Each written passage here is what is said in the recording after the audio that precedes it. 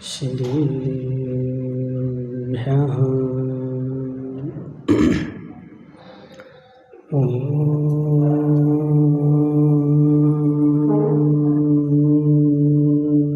नमः सिद्धेभ्यः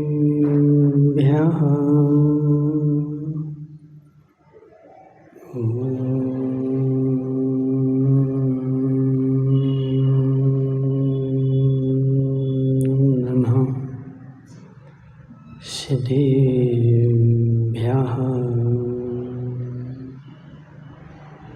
तज्जयति परं ज्योति समं समस्तैरनन्तपर्याय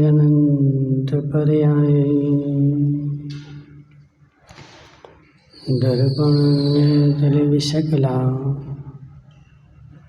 प्रतिफलति पदार्थमालिका यत्र नमो अरिहन्ताणं नमो सिद्धाणं नमो आयर्याणं नमो अध्यायाणं नमो लोये सर्वसाहोनं पंच परमेष्टि भगवान के अनंत अनंत सिद्ध परमेष्टि भगवान के 1008 देवादेव पारसनाथ भगवान के 1008 देवादेश पारसनाथ भगवान के आचार्य भगवान अमृतचंद्र स्वामी के आचार्य भगवान विशुद्ध सागर जी महाराज के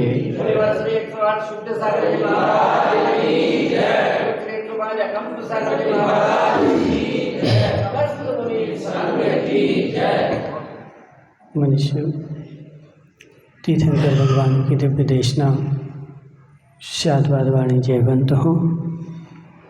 आचार्य भगवान अमृतचंद्र स्वामी सार सिद्धि उपाय ग्रंथ में समझा रहे हैं कि हे जीव, संसार में मूर्खों की कमी नहीं है। संसार में मूर्ख भरे पड़े हैं और जहाँ देखो मूर्खता की ही बातें होती हैं। मूढ़ होगा तो मूढ़ ही बात करेगा। मूढ़ कभी भी विवेक की बात नहीं कर सकता। मूढ़ कभी भी ज्ञान की बात नहीं कर सकता। मूढ़ कभी भी कल्याण का उपदेश नहीं दे सकता। मूढ़ जब भी होगा तो मूर्खता की ही बात करेगा और संसार में मूर्खों की कमी नहीं है। कल्याणमल जी, संसार में मूर्खों की कमी नहीं है। जहाँ देखो मूर्ख ही मूर्ख भरे पड़े हैं और अपनी मूढ़ बुद्धि को ऐसे लेके घूमते हैं और दूसरे को भी मूढ़ करते हैं। वही मूढ़ों की यहाँ पर आचार्य भगवान बात कर रहे हैं कि संसार में एक ऐसा भी मूढ़ हुआ है जो मूढ़ बोलता है कि आत्मा जैसे घट के अंदर चिड़िया बंद करते हैं। एक खार पाठक हुए हैं व्यास जी, सुना कभी? खार पाठक नहीं सुना। अब इस भारत भूमि पे नहीं है, लेकिन पूर्व में एक खार पटों का मत भी हो चुका है। देखो, मत तो एक कहता है उत्पन्न होते हैं नष्ट होते हैं।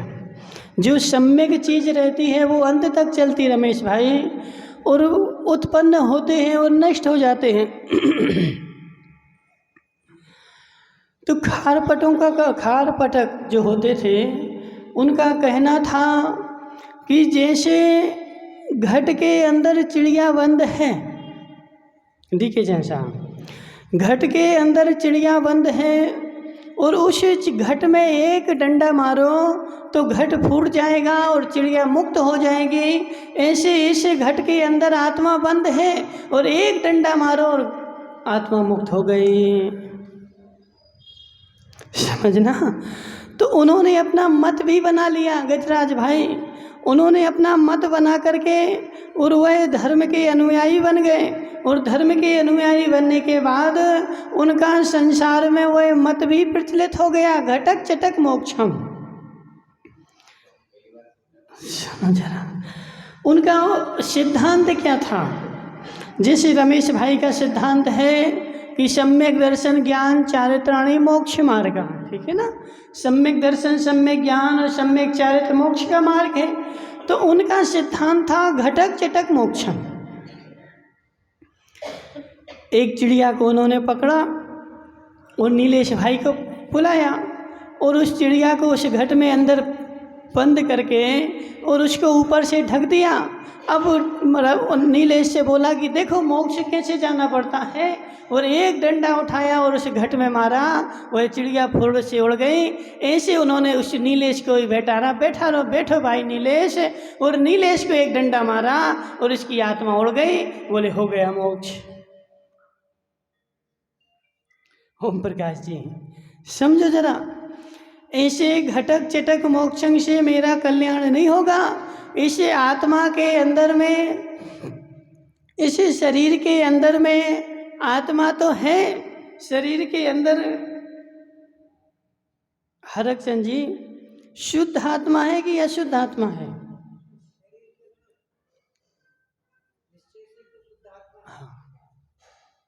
हाँ, और हाँ समझना, इस घट के अंदर, इस शरीर के अंदर यदि निश्चय से शुद्ध ही आत्मा है तो फिर एक डंडा मारो ना। ओम प्रकाश जी बोल रहे थे, बोले महाराज आत्मा तो शुद्ध है, जीव द्रव्य तो शुद्ध है, उसकी पर्याय अशुद्ध है। समझो ओम प्रकाश जी, जीव द्रव्य तो शुद्ध है ना, पर्याय ही तुम्हारी अशुद्ध है, तो पर्याय को जला डालो। जीव तो कभी जलता नहीं है, जीव कभी मरता नहीं है, और जीव तुम्हारा शुद्ध ही है। तो जब जीव शुद्ध ही है तो इसको अग्नि में डाल दो ना, तो शरीर जलेगा कि आत्मा जलेगी? ओम प्रकाश भाई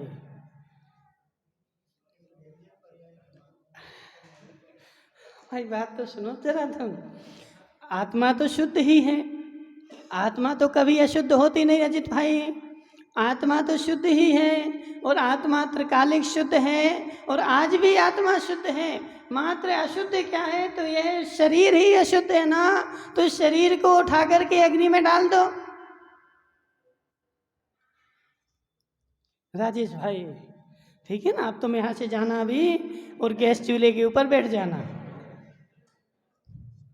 गैस चूल्हे के अंदर देखो ऐसे ही होता है। एक बहुत पहले की बात है, जब वो स्टोव चलते थे, स्टोव जानते ना, वो मिट्टी के तेल के स्टोव चलते थे, समझ रहे हैं? तो मिट्टी के स्टोव चलते थे रमेश भाई, तो जब हम बहुत छोटे थे तो एक बार वो सुधरवाने के लिए ले गए, लेकिन देखो कल्याणमल जी, उन सुधारने वालों के पास विवेक हो, बुद्धि हो, जरूरी नहीं है। उस मिस्त्री के पास जरूर विवेक हो, ऐसा जरूरी नहीं है, लेकिन तुम लोग क्या मान्यता बनाए बैठे कि वो उसका मिस्त्री है, वो मिस्त्री भले अंगूठा छाप हो, कुछ भी नहीं जानता हो, 2 पैसे की भी उसको अकल नहीं हो, लेकिन फिर भी तुम विश्वास किसके ऊपर करोगे? वह मिस्त्री के ऊपर, जबकि उसको बेचारे को कुछ भी नहीं जानता। तो स्टोव जो हम लेकर गए तो उसकी दुकान पर रखते हैं, इसको सुधार दो, समझना। उसने वो बर्नर खोला ऊपर का, और बर्नर खोल करके उसने क्या किया कि उसमें मिट्टी तेल तो लगा ही था, और उसने उसमें आगी लगा दी, और आगी लगाने के साथ वो जलने लगा, और वो क्या बोलता है, बोले देखो इसमें कितना कचरा भरा था, वो सब जल गया। समझना, हम छोटे से थे तो हमने उसको समझाया कि देखो ये बातें तुम किसी और को बनाना, हम तुम्हारी बातों में नहीं आने वाले, और गारंटी है कि तुम इस स्टोव को सुधार करके दिखा दो। राजेश भाई गारंटी है तुम इसको सुधार नहीं सकते हो, और तुम अभी बोलोगे कि बर्नल खराब है, हमें पता है तुमने क्या गलती की। और थोड़ी देर बाद उसने उसमें आगी लगा करके और बर्नल कसा, तो उसमें से वो भभकने लगा, माता हो समझना। और उसने 10-20 मिनट खूब हवा भरी, यहाँ किया वहाँ किया, पिन लगाया, सब कुछ किया, और हमें पता है कि तुम नहीं सुधार पाओगे। क्यों? क्योंकि तुम्हारे पास बुद्धि नहीं है। तुम्हारे पास विवेक नहीं है, तुम्हारे पास ज्ञान नहीं है। क्यों नहीं है ज्ञान? क्योंकि तुमने उसमें अग्नि लगा दी ना, और उसके अंदर जो बासल डला हुआ था वो जल गया। समझना, उसमें जो बासल डला था ना वो बासल डल गया, जल गया। और तुम बोल रहे कि कचरा बढ़ गया। कचरे को वो कूड़ादान थोड़ी कि उसमें कचरा इतना भर गया कि जलने लगे। कचरा रहेगा तो एक वो चींटी के बराबर। तो बेचारे ने अग्नि लगाई और उसको बासल को जला डाला और बासल जल गया। अब वो बेचारा क्या बोलता है? बोले तुम्हारा बासल खराब है। हमने कि तुम्हारी बुद्धि खराब है। इसी उसमें बासल में तुमने अग्नि लगा दी और तुम बासल खराब बोलने लगे। डालो उसमें दूसरा बासल। उसने दूसरा बासल डाला, सो जलने लगा। कल्याणमल जी, इसलिए ये नहीं सोचना कि ये मिस्त्री इतने साल हो गए, ऐसा हो गया, वैसा हो गया। इतने साल होने के बाद भी देखो रमेश भाई, तुम तो ऑटो पार्ट्स वाले हो ना, समझना माताओं, आज बुद्धिशाली लोगों का तो अभाव ही हो गया है। अजित भाई, आज बुद्धिशाली लोग नहीं बचे, बेचारे बिना विवेक के बचे हैं। तुम अपनी गाड़ी ले जाओगे और पार्ट्स में यदि इतना सा भी खराब होगा, एक डोरी खराब, पूरा खराब हो गया, नए लेके आओ। रमेश भाई होता ना, सुधारना कोई नहीं जानता। ये कल्याणमल को तो होगा ना पता, कल्याणमल जी ऐसे ही होता कि नहीं। टीवी लेके आया कोई और वो पार्ट्स में क्या खराब हुआ, इतनी सी डोरी, कोई कनेक्शन निकला, इसको उठा के अलग करो, दूसरा लगा दो। तो विवेक वाले जीव तो आज खत्म ही हो गए हैं और अविवेक वाले जीव रह गए। तो जैसे संसार में बेचारे वो अविवेकी हैं, ऐसे मोक्ष मार्ग में भी बेचारे अविवेकी रह गए कि जीव तो शुद्ध ही है, अशुद्ध क्या है तो पर्याय ही है। बताओ, समझना, अशुद्ध पर्याय है ना महावीर भाई। तो पर्याय को जलाते क्यों नहीं तुम? ओम प्रकाश जी, पर्याय में अग्नि क्यों नहीं लगा रहे तुम? हरक चंद जी, तो पर्याय में अग्नि लग,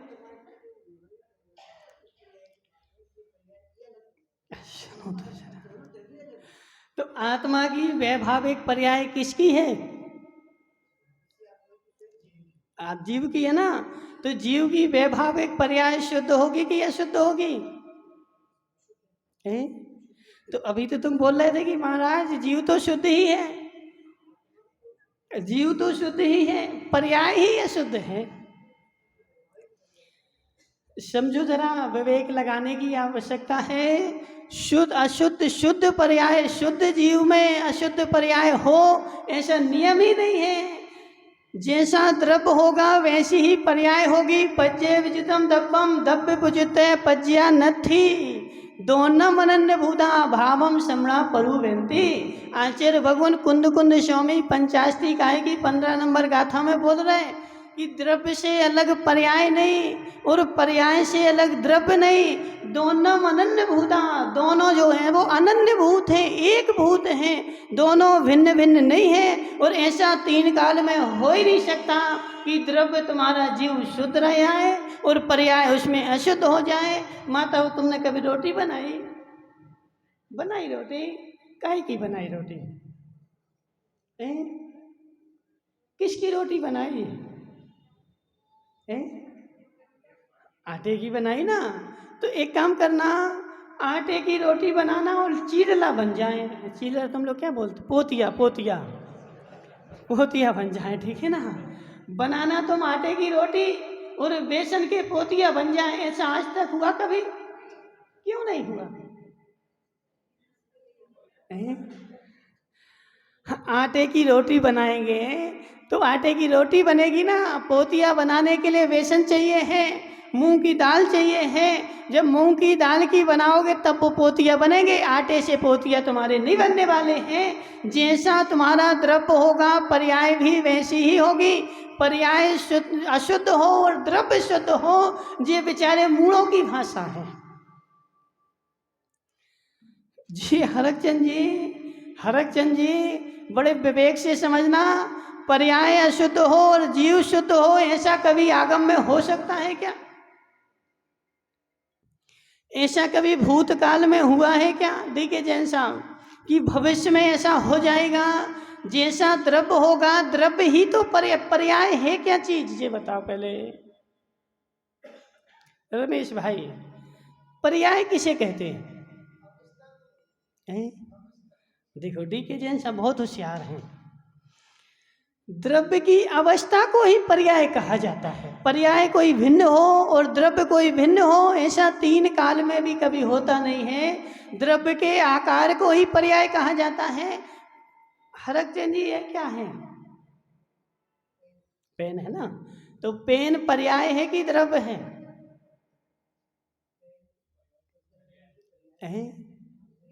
पर्याय है ना। अब पुद्गल द्रव्य क्या है इसमें? इनको बोलने दो, द्रव्य क्या है इसमें? प्लास्टिक पुद्गल द्रव्य है ना। तो प्लास्टिक पुद्गल द्रव्य है, तो पेन और पुद्गल द्रव्य में अंतर क्या है ये बताओ। पेन पर्याय हो गई ना, तो इस पेन पर्याय में और प्लास्टिक द्रव्य में अंतर क्या आया? तो पर्याय का अंतर है ना, तो पर्याय जो अंतर है वो अंतर ही तो बताना है ना कि अंतर क्या है।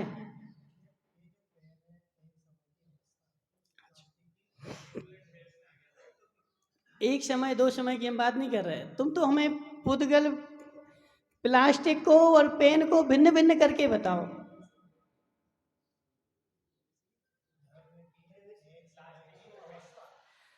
बोलो, डी के जैन साहब बता रहे भिन्न भिन्न करके।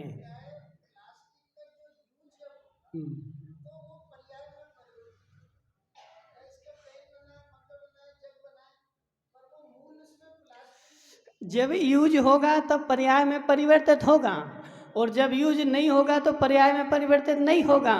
यानी पर्याय और द्रव्य दोनों भिन्न भिन्न हो गए, द्रव्य अलग हो गया, पर्याय अलग हो गई। क्या है पर्याय? क्या है फिर? अच्छा, पेन के रूप में, ठीक है ना। तो पेन का जो रूप है ना वो पर्याय हो गए, ठीक है। और इसको यदि कोई पेन नहीं बोले तो पर्याय का अभाव हो जाए।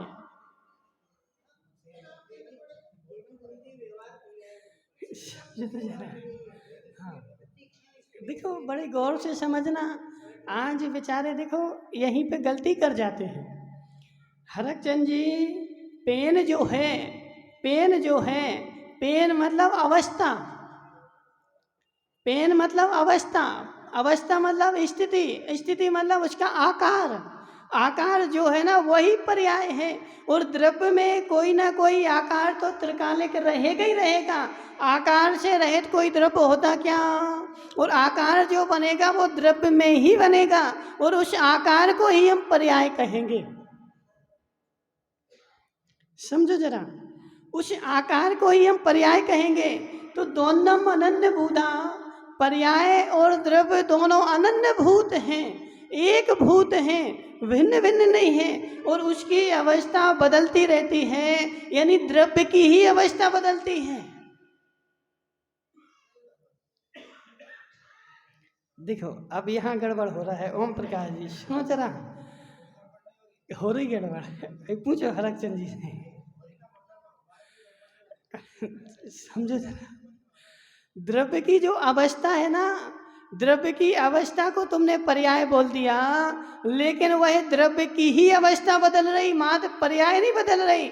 यदि मात्र पर्याय बदल रही हो और द्रव्य वैसे ही रह रहा हो, तो द्रव्य भिन्न हो जाए और पर्याय भिन्न हो जाए और दोनों में भेद हो जाए, यानी दोनों स्वतंत्र हो जाए, फिर आत्मा मेरी शुद्ध रहेगी और शरीर मेरा अशुद्ध रहेगा, तो मैं अपना गला काट के अलग रख दूंगा और आत्मा मोक्ष हो जाएगी। इतनी सारी तपस्या करने की आवश्यकता ही नहीं। यदि आत्मा शुद्ध ही है तो कल्याणमल जी तपस्या किसके लिए?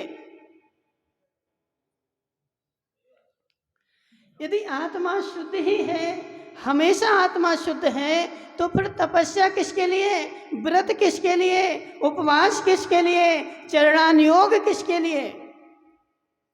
वो सुनो तो जरा, वो भगवान महावीर स्वामी मूर्ख थे। बोलो ना ओम प्रकाश जी। हमारी बात तो सुनो तुम ऐसी बोलो बोलो भगवान महावीर स्वामी मूर्ख थे, नहीं बोलोगे? हो। भगवान महावीर स्वामी मूर्ख थे ना, इसलिए तो उनको टाइम नहीं था, कुछ काम नहीं था, इसलिए उनने इतना सारा चरणानुयोग लिख करके रख दिया। आवश्यकता क्या चरणानुयोग की? आत्मा तो शुद्ध ही है। कौन बोल रहा है? कौन बोल रहा है? अच्छा जी, लोढ़ा जी हैं। सुनो लोढ़ा जी, आत्मा तो शुद्ध ही है ना, तो फिर चरणानुयोग की आवश्यकता क्या? उन महावीर स्वामी को कोई काम नहीं था कि और कुछ बोलते ना? चरणानुयोग बोला क्यों उन्होंने? बोलो।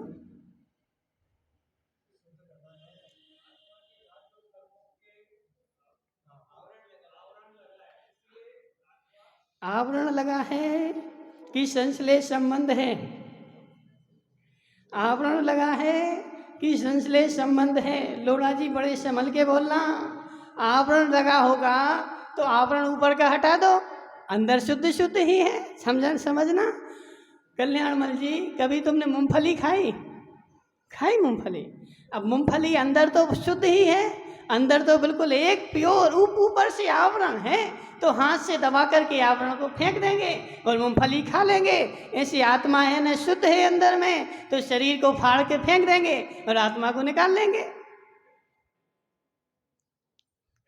आवरण लगा इसका मतलब क्या है? आवरण लगा संयोग संबंध है कि संश्लेष संबंध है? देखो कठिन हो रहा हो, अभी सरल हो जाएगा। राज भाई, डरना नहीं, ठीक है ना, घबराना नहीं, सुन लो। लोढ़ा जी, संयोग संबंध है कि संश्लेष संबंध है? बोलो ना, नहीं बोलोगे? देखो इतना गहरा समझना पड़ेगा, तभी तत्व समझ में आएगा। आत्मा का कर्मों का संयोग संबंध नहीं है, संश्लेष संबंध है, एक चेतरावगाही संबंध है। जिस आकाश के प्रदेश पर आत्मा का प्रदेश है, उसी आकाश के प्रदेश पर कर्म का भी प्रदेश है, और दोनों के दोनों एक मेक हैं, और जो एक मेक है वही तो अशुद्धि है, और तुम बोलो कि शुद्ध ही है। तो फिर आत्मा यदि शुद्ध होती तो तुम्हारी मनुष्य पर्याय बन नहीं सकती थी।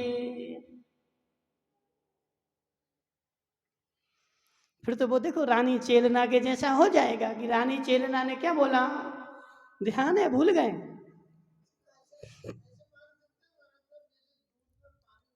हाँ, हमारी बात सुनो, दूध में पानी मिल गया, वो भी संश्लेष संबंध नहीं है। पानी के प्रदेश भिन्न हैं और दूध के प्रदेश भिन्न हैं। दूध और पानी के प्रदेश एक में एक हुए नहीं हैं, भिन्न प्रदेशों पर दोनों हैं, लेकिन हमारी दृष्टि, हमारा ज्ञान इतना क्षेपसमक नहीं है कि उसको हम भिन्न भिन्न देख सकें। वो सब हमें एक दिखते हैं, लेकिन आत्मा का संबंध जो है वो कर्म और आत्मा दोनों एक मेक हैं। उसी प्रदेश पर छहों द्रव्य एक प्रदेश पर हैं। हरकचंद जी बोलो, आकाश के एक प्रदेश पर कितने द्रव्य हैं? आकाश के एक प्रदेश पर कितने द्रव्य हैं? कल्याणमल जी,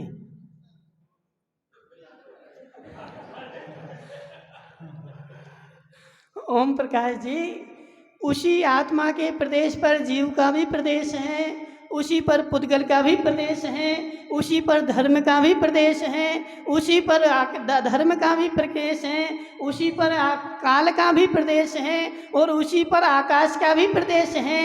एक प्रदेश पर छहों एक प्रदेश पर बैठे हैं। प्रदेश का भेद एक एक में भी किंचित मात्र भी नहीं है, और दोनों उसमें मिल चुके हैं। इसलिए जैसा द्रव्य होगा पर्याय भी वैसी ही होगी। अशुद्ध द्रव्य की अशुद्ध पर्याय और शुद्ध द्रव्य की शुद्ध पर्याय। द्रव्य शुद्ध हो और पर्याय अशुद्ध हो, ऐसा तीन काल में कभी होता नहीं है।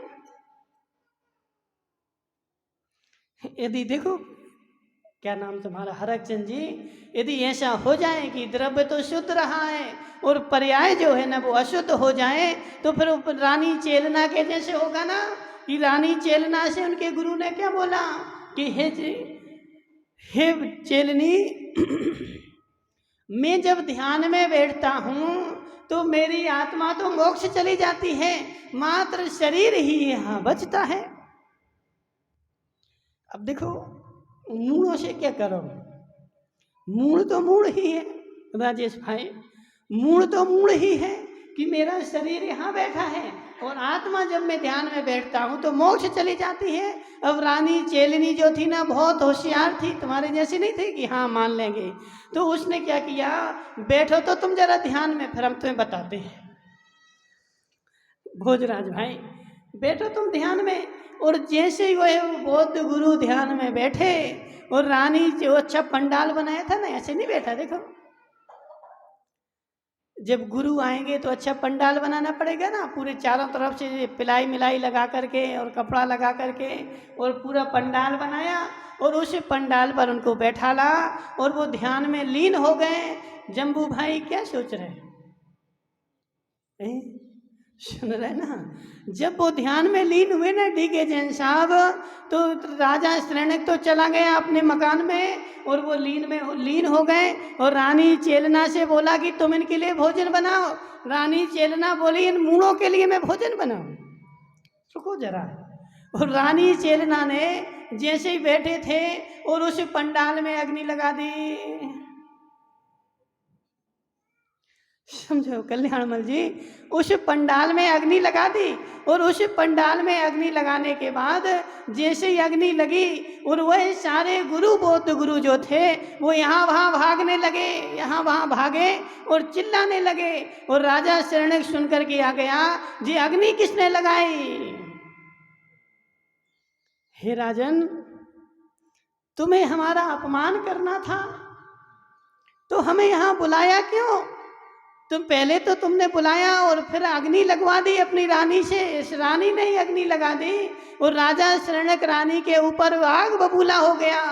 लेकिन चेलनी जो थी ना होशियार थी, बोली राजन थोड़े शांत हो, फिर हम तुम्हें बताते हैं, थोड़ी शांति पकड़ो फिर हम बताते हमने अग्नि क्यों लगाई। बोले मैं तुम्हारे गुरु का हित नहीं चाहती थी, हित चाहती थी। इन्होंने मुझसे बोला था कि जब मैं ध्यान में बैठता हूँ तो मेरी आत्मा मोक्ष में चली जाती है और शरीर यहाँ रह जाता है। तो मैंने सोचा कि आत्मा मोक्ष में चली गई और शरीर बचा है तो इसमें अग्नि लगा दो तो लौट के नहीं आएगी।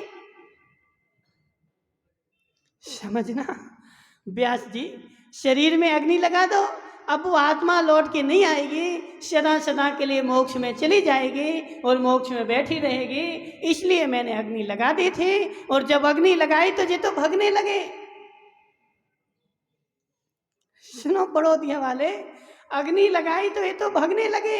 इसका मतलब क्या है कि ये मूढ़ थे और झूठ बोल रहे थे कि मेरी आत्मा मोक्ष में जब चली जाती है। कोई आत्मा महात्मा इनकी मोक्ष में नहीं जाती है, ये सब यहीं बैठे रहते हैं और तुम्हें मूर्ख बनाने के लिए ऐसा बोलते हैं कि आत्मा मोक्ष में जाती है। इसलिए कल्याणमल जी, तुमसे कोई बोले कि मेरी आत्मा तो शुद्ध ही है, तुम एक डंडा उठा के फटकारना उसके सिर में,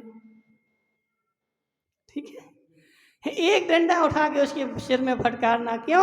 आत्मा शुद्ध है ना, अब आत्मा निकल के मोक्ष में चली जाएगी। बेचारी संसार में क्यों भटक रही? संसार में नहीं भटकना चाहिए, वो शुद्ध होके संसार में भटक रही। तो आत्मा शुद्ध ही है, आत्मा शुद्ध ही है। अब देखो हरक चंद जी, अब आ जाओ तुम सिद्धांत पे। देखो थोड़ा कठिन हो लेकिन सुन लेना।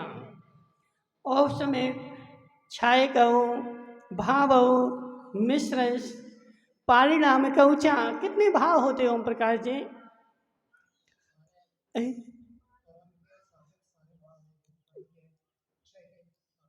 हमारी बात तो सुनो, भाव कितने होते हम ये पूछ रहे हैं?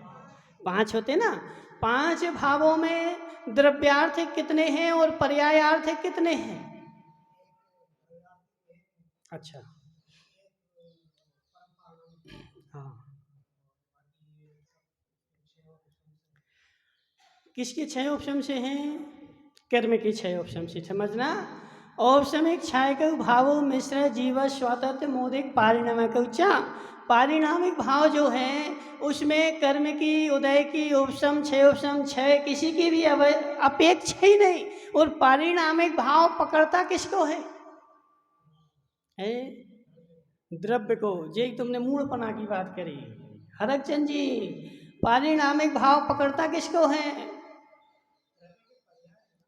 हमारी बात सुनो तो ले, देखो गड़बड़ कहाँ हो रही, वही तो पकड़ना ना अपन को। हरकचंद जी, पारिणामिक भाव किसको ग्रहण करता है? क्या नाम इनसे पूछो, रमेश भाई, पारिणामिक भाव किसको ग्रहण करता है?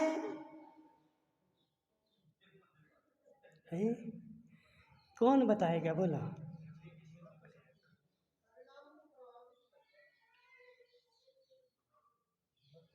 अब तुम्हें यही पता नहीं, अब तुम कैसे अध्यात्म में हो जाओगे, कैसे शुद्ध बोलोगे, कैसे आगम का अभ्यास करोगे?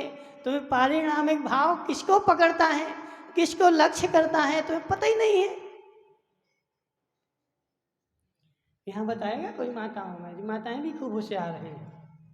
माताओं, पारिणामिक भाव किसको लक्ष्य करता है?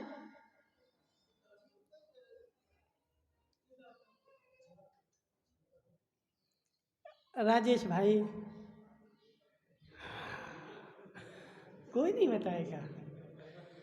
पारिणामिक भाव जो है ना, पारिणामिक भाव के कितने भेद है रक्षण जी? तो फिर तुम कैसे आगम का निर्णय करने बैठ गए? हाँ देखो जी, चंद्रकांता भाई बहुत होशियार हैं। बोलो चंद्रकांता भाई। पारिणाम के 3 भेद होता है ना आगम में, जीवत, भव्यत, अभव्यत, अनिचा। पारिणामिक भाव किसको ग्रहण करता है? त्वा को करता है, पने को करता है, भाव को करता है, जीव को ग्रहण नहीं करता है, जीवत्व को ग्रहण करता है। और जो बेचारे, देखो गड़बड़ कहाँ हो गई कल्याणमल जी, गड़बड़ कहाँ हो गई कि बेचारे को खाना था रोटी, और रोटी खाना थी, और उसने क्या देखा कि रोटी तो आटे से बनती है, इसलिए आटा खाने बैठ जाओ। रोटी किससे बनती? राजेश भाई, रोटी किससे बनती? आटे से बनती ना। तो रोटी आटे से जब बनती है तो पेट किससे भरता है? रोटी से भरता ना। तो रोटी से पेट भरता, रोटी आटे से बनती, तो इतनी सारे आरंभ सारंभ करने की आवश्यकता क्या है? आटा ही खा लो ना तुम। राजेश भाई, आटा ही खा लो ना, क्यों अग्नि जला रहा है, क्यों बेलन ला रहा है, क्यों इतनी पानी ला रहा है, इतनी मेहनत करने की आवश्यकता क्यों है? रमेश भाई, आटा खाओ ना आज से।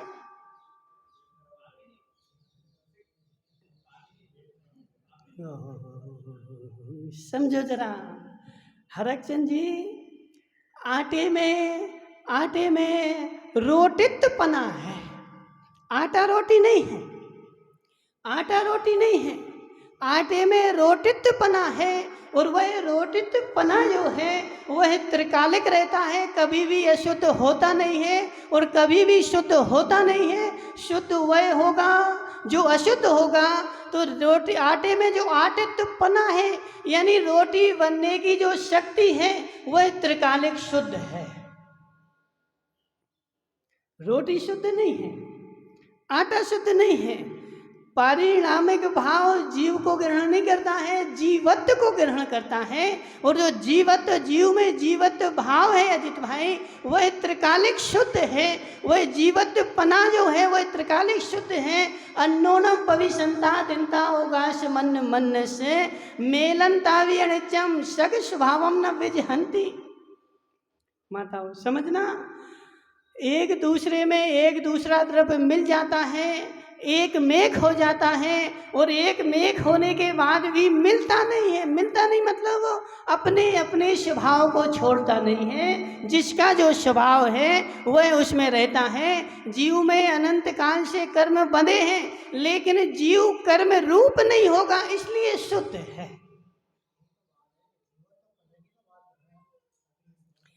सुनो तो ओम प्रकाश जी, सुनो तो जरा, जीवत्व पना जो है ना वो पारिणामिक भाव ग्रहण करता है, ठीक है ना, जीव को ग्रहण नहीं करता है। बस जीव जो है, जीव तो अशुद्ध है, जीवत्वपना जो है वो शुद्ध है हरकचंद जी, जीव शुद्ध नहीं है। यदि जीव शुद्ध हो जाए तो खार पाटिक हो जाओ, फिर तुम जैन नहीं बचोगे।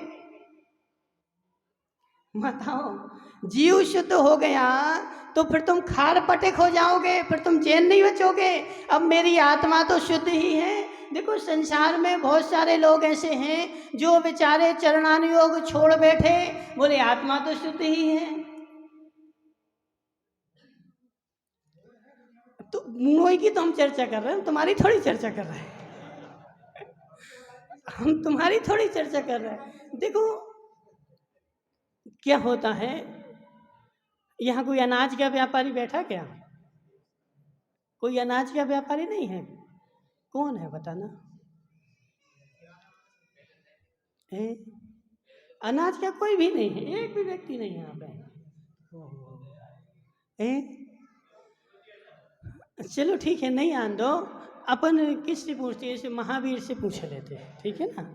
महावीर भाई, जब अनाज घर में रखा रहता है तो अनाज में सबसे पहले कितने कीड़े पड़ते हैं?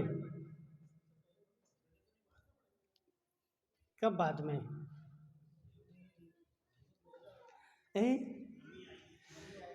तो जब पढ़ेंगे ना तो पढ़ने का भी सबसे पहला होगा कि नहीं होगा?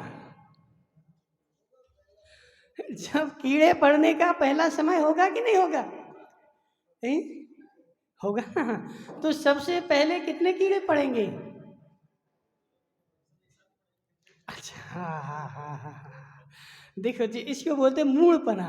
अब तुम बोलो, हर ओम प्रकाश बोले कि हमसे मूढ़ क्यों बोल रहा है? तुमसे नहीं बोल रहे हैं हम मूढ़ से ही मूढ़ बोल रहे हैं। वो मूढ़ क्या बोल रहा है? बोले महाराज एक एक थोड़ी पढ़ेंगे, एक साथ सब पढ़ेंगे। अजित भाई ऐसा होगा क्या? एक साथ कीड़े अनाज में जो पड़े ना, एक साथ पूरे पढ़ेंगे कि क्रम क्रम से पढ़ेंगे? महावीर भाई अपनी बुद्धि को ठीक करो जरा। एक साथ पूरे नहीं पढ़ते हैं। जब कीड़े पढ़ते हैं तो प्रारंभ में 2 4 10 ही पढ़ते हैं, और वो 2 4 10 ही असंख्यात हो जाते हैं। लेकिन प्रारंभ में 2 4 10 ही पढ़ते हैं, और जब 2 4 10 पढ़ते हैं तो पता नहीं चलता।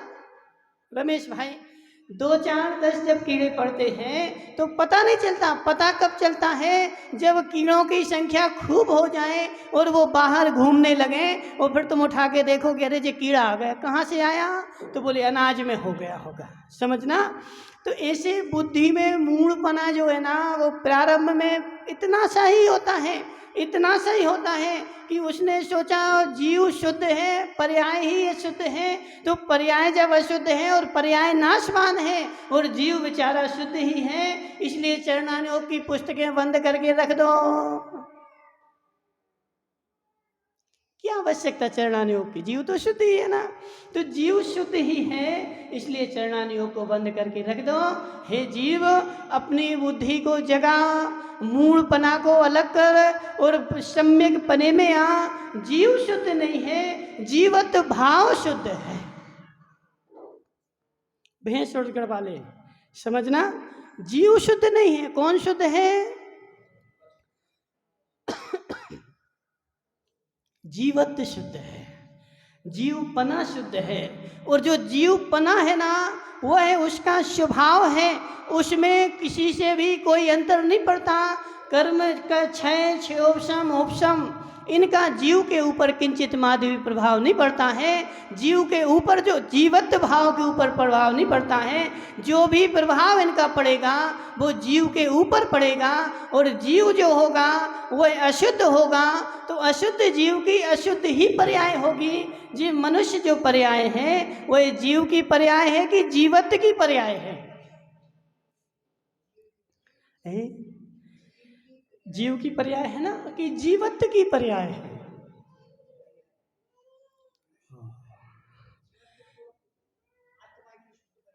सुनो हरकचंद जी, जीवत्व जो है ना उसमें पर्याय नहीं है। जीवत्व जो है ना उसमें मनुष्य पर्याय नहीं है।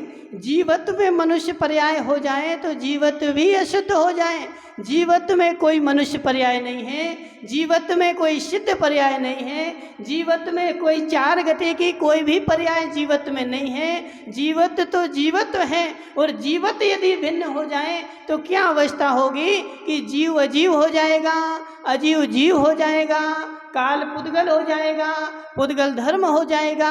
यदि जीवत्व में परिणमन आने लगे तो छहों द्रव्य की परिपाटी ही खत्म हो जाएगी, एक द्रव्य दूसरे द्रव्य रूप हो जाएगा। तुम्हारा जीवत्व जो है वो त्रिकालिक है, और जीवत्व के ऊपर कर्म का कोई भी प्रभाव पड़ता नहीं है। माताओं देखो क्या बोल रहा है, बोलो।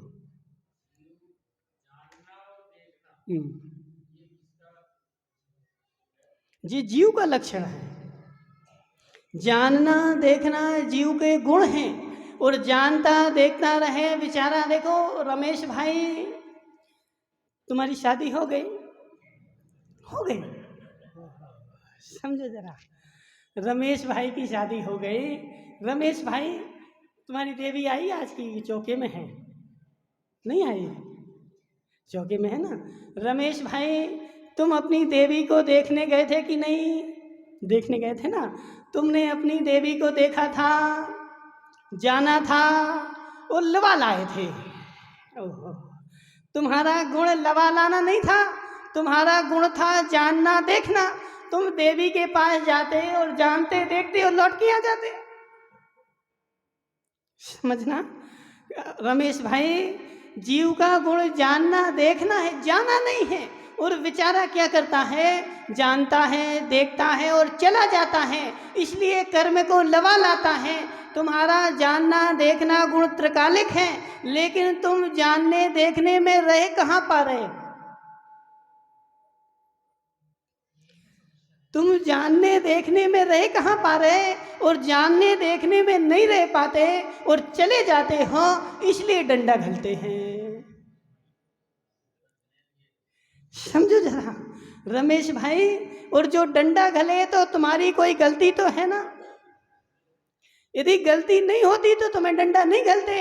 अब जो ओम प्रकाश जी बोले नहीं हमारी कोई गलती नहीं है, तो जो हमारी गलती नहीं है जी यहाँ पर मूढ़पना हो गया, समझना। क्या नाम इसका, गजराज भाई, तुम्हारे बगल में कौन रहता, जम्बू रहता ना। अब समझना, तुम जम्बू को जानते हो देखते हो, जम्बू को जानते हो कि नहीं जानते, देखते हो कि नहीं देखते। अब उसके घर में जाते कि नहीं जाते, अब देख ले। देखो रमेश भाई, गजराज कितना होशियार है, बोले महाराज हम जम्बू को जानते हैं देखते हैं, लेकिन उसके घर में जाते नहीं हैं, और जाओगे तो डंडा घलेंगे। जम्बू भाई पक्का कि नहीं, नहीं घलेंगे, जाओगे तो डंडा घलेंगे। इसलिए रमेश भाई, जो मैं चला गया ना यही मेरी अशुद्धि है, जो मैं चला गया ना यही मेरी अशुद्धि है, और मैं शुद्ध नहीं रह पाया। तुम्हारा काम आज कितना है, जानो देखो और जाने दो, जानो देखो और जाने दो।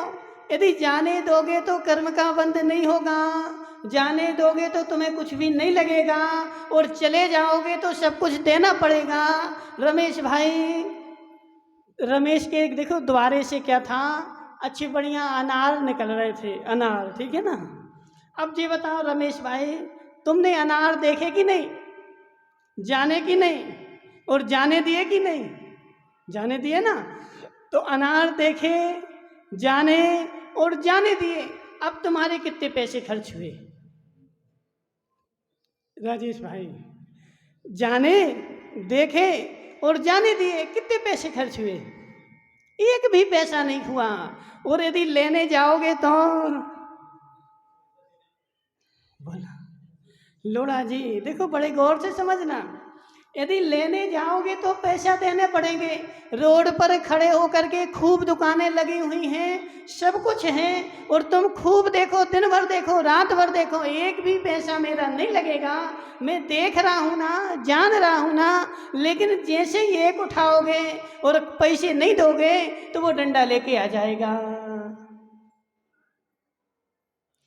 इसलिए देखो रमेश भाई, जानना देखना मेरा स्वभाव है, लेकिन मैं उस स्वभाव में नहीं रह पा रहा हूँ, इसलिए मैं अशुद्ध हूँ।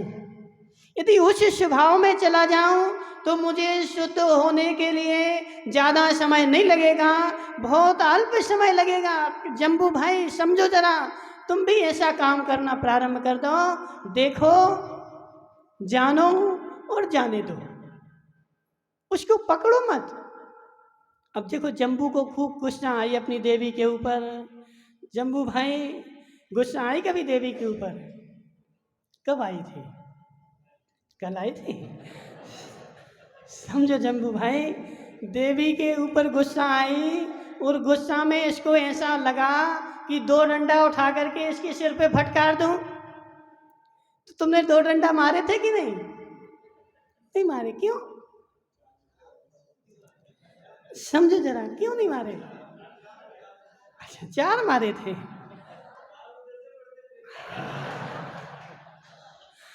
हाँ बेचारा, देखो क्या बोल रहा है। तत्व का निर्णय तो करो अजित भाई। वो क्या बोल रहा बेचारा जम्बू भाई? बोले महाराज, मैं तो 2 डंडे मारूंगा, लेकिन देवी 4 मारेगी मुझे और मेरा सिर फूट जाएगा। इसलिए मैंने देखा कि मुझे गुस्सा आ रहा है, जाना कि मुझे गुस्सा आ रहा है, और जाने दिया। उसको एक भी डंडा नहीं मारा, क्योंकि 1-2 मारूंगा तो वो 4 मारेगी। ऐसे क्या नाम रमेश भाई, समझो जरा, तुम्हें कर्म का उदय आता है, गुस्सा आती है, कोई भी उदय में आता है, लेकिन तुम जानते देखते नहीं हो, जाते हो वहाँ पर। इसलिए वहाँ गए और कर्म कहता है तुम हमारे पास आए ना, तो चलो हम तुम्हारे साथ भी चलते हैं। समझो जरा, तुम तो देखो क्रोध करोगे, किसी को मारोगे, पीटोगे कितने, 2 मिनट 5 मिनट, लेकिन कर्म कहता कि हम मैं 5 मिनट के लिए नहीं आऊँगा। जम्बू भाई समझो जरा, तुमने देवी को 2 मारे तो देवी कहती हम तुम्हें 2 नहीं मारेंगे, हम ब्याज लगाएंगे। समझना। और ऐसा वैसा ब्याज नहीं, 1-2% का नहीं, पूरे 100-200 1000% का ब्याज लगाएंगे।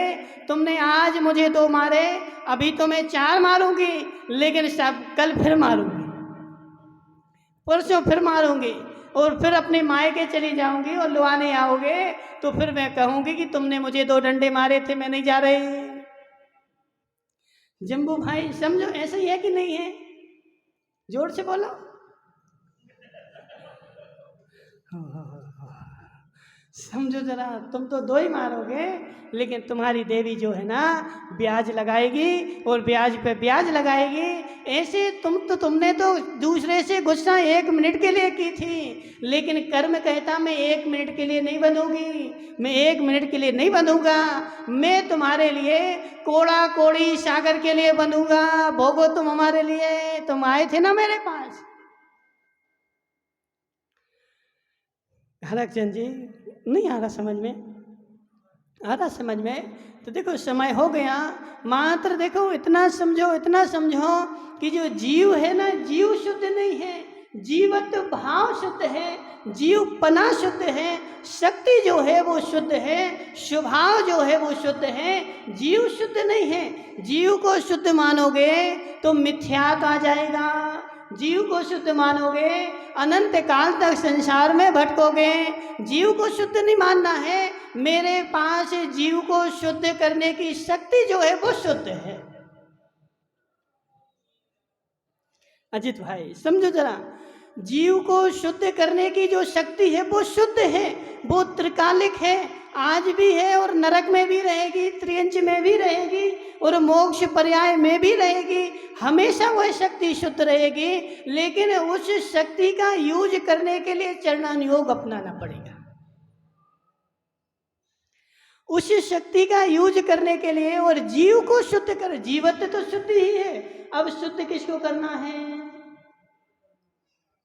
माताओं समझो जरा, जीव तो शुद्ध ही है, जीवत तो शुद्ध ही है, जीव अशुद्ध है। और जीव जो अशुद्ध है ना, उस जीव को शुद्ध करना है। और उस जीव को शुद्ध करने के लिए सारी तपस्या है, सारा व्रत है, सारा नियम है, सारे जितना भी जो देखो चल रहा ना धर्म कर्म है, वो जीव को शुद्ध करने के लिए है। जीव मेरा शुद्ध नहीं है, जीव के साथ कर्म के प्रदेश बंधे हुए हैं, जीव के साथ कर्मों की कालिमा लगी हुई है। और जीव के साथ जो कर्मों की कालिमा लगी हुई है वह जब उदय में आती है तो कौन अशुद्धि को प्राप्त होता है?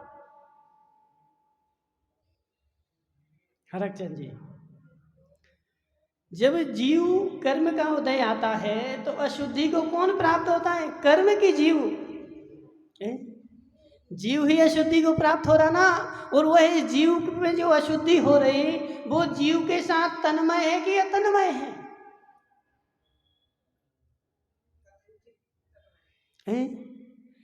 कथनचित तन्मय है ना, कथनचित तन्मय है और कथनचित अतन्मय है। अतन्मय क्यों है? भविष्य की अपेक्षा।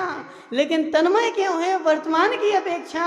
तो वर्तमान की अपेक्षा जो कर्म का उदय आता है और जो अशुद्धि होती है वो जीव को ही होती है, पर्याय को नहीं होती।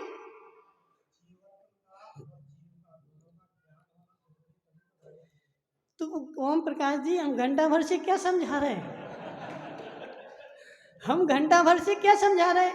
हम घंटा भर से उन मूढ़ों के लिए समझा रहे हैं जो मूढ़ बेचारा जीव को और जीवत्व को एक मान के बैठ गया है। गजराज भाई अपनी देवी को समझाते ना, कहाँ है तुम्हारी देवी? नहीं आई आज, आहारचर्या में है ना, उसको समझा देना। वो एक दिन खूब प्रश्न कर रही थी, बोले महाराज जीव तो शुद्ध ही है। तो जीव तो शुद्ध ही है तो फिर तुम यहाँ संसार में क्यों रह रहे? फिर तो तुम जैन नहीं बचे, तुम खार पटिक हो गए। तुम कौन हो गए? खार पटिक हो गए। तुम जैन नहीं हो, मात्र लिखने से जैन नहीं होगे।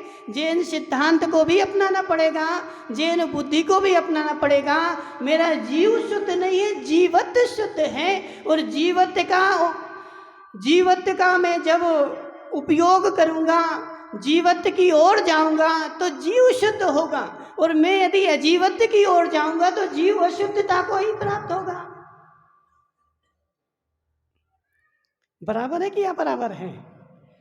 ठीक है ना। तो बेचारा देखो क्या हो गया बेचारे के साथ कि बेचारे ने जीव को ही शुद्ध मान लिया। और जिसने जीव को ही शुद्ध मान लिया वो जीवत्व की ओर जाए क्यों? भटक गया ना बेचारा। और उन्हीं भटके हुए मूढ़ों से बोल रहे हैं, हे माताओं, हे माताओं, समझो जरा, दूध में घी है कि दूध ही घी है?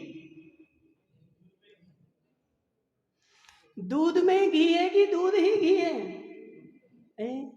पता है तुम्हें? तो दूध में घी निकालना है तो क्या करना पड़ेगा? अच्छा, मलाई निकालना। तो मलाई कैसे निकलेगी? फ्रिज में रख दोगे तो निकल जाएगी। समझो जरा, दूध में घी है, दूध ही घी नहीं है। तो दूध में जो घी है उसको निकालने के लिए सारी प्रक्रिया अपनानी पड़ेगी। दूध को गर्म करना पड़ेगा, फिर मलाई बनेगी, फिर मलाई को भी गर्म करना पड़ेगा। और जब मलाई गर्म होगी तब घी निकलेगा। ऐसे जीव में जीवत्वपना जो है वो शुद्ध है। और जीवत्वपने के योग से जीव शुद्ध होगा, लेकिन उसको शुद्ध करने के लिए कुछ करना भी पड़ेगा ना। व्रत, उपास, संयम, नियम सब कुछ करना पड़ेगा। गुणस्थानों की सीढ़ियाँ चढ़नी पड़ेंगी। और जब तुम 14 गुणस्थान की सीढ़ी पर पहुंचोगे तो वह शुद्ध मलाई का घी निकल आएगा। समझो जरा। लेकिन अभी जो है ना, अब देखो, जो बोले कि जीव ही शुद्ध है तो उससे बोलना कि एक काम करो, आज से तुम रोटी बनाना और रोटी में घी की जगह दूध ही चुपड़ना। दूध में घी है ना, तो एक काम करो, फिर तो रोटी में दूध ही चुपड़ चुपड़ के खाओ ना। घी क्यों तुम निकालते, इतनी मेहनत क्यों करते हो?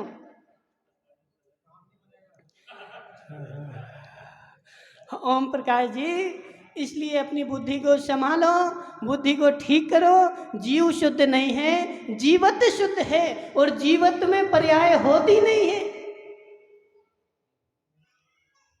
समझो जरा, जीवत्व में पर्याय होती नहीं है। पर्याय जो होती है वो जीव में होती है, और जीव में जैसा अशुद्ध जीव की अशुद्ध पर्याय और शुद्ध जीव की शुद्ध पर्याय, जीवत्व जो है वो त्रिकालिक शुद्ध, उसमें शुद्ध अशुद्ध का विकल्प ही नहीं, और जिसमें विकल्प ही नहीं उससे कुछ मतलब ही नहीं। उससे हमें तो किसको शुद्ध करना है?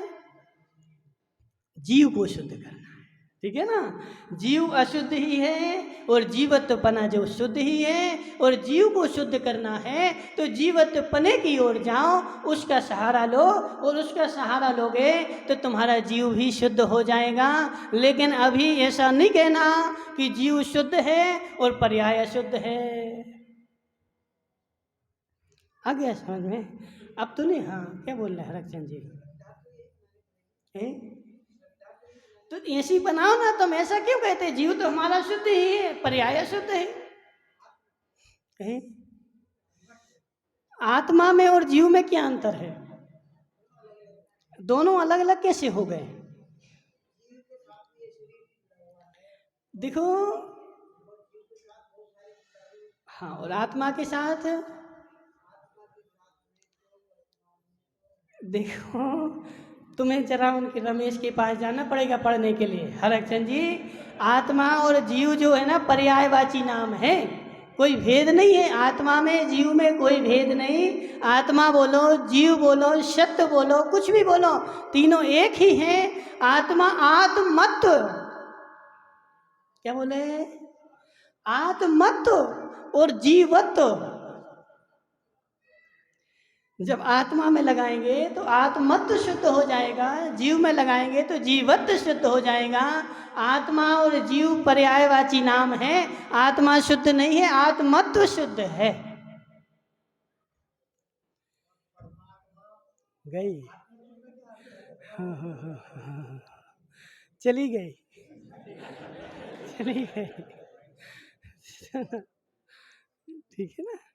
अब देखो, हो गए। महावीर भगवान की जय। अब और आगे देखेंगे।